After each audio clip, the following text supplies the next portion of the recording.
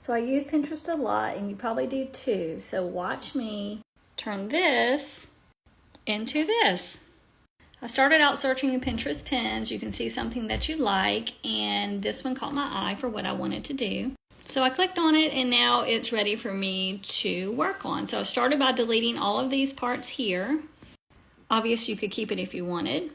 So because I want to put the image on this clipboard here, I'm going to go to image I've used before, and I'm actually going to save it this time. So go to share, download, and this time I'm going to save it with a transparent background. Okay, and you'll see why in just a minute. So download it as a transparent background, and then you're going to have to upload it again. So you'll go over here to uploads and upload it.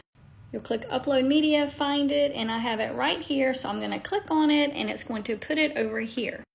And because it has a clear background, you can move it around, resize it so it will fit nicely on that clipboard.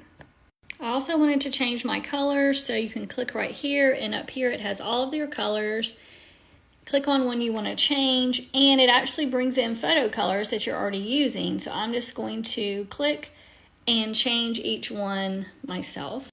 There you have it. Now I do want my background to stand, this part right here to stand out. So I'm going to change the background transparency, and to do that you're going to click here and move it however you like. You see the background getting lighter and lighter, so pick whatever you want.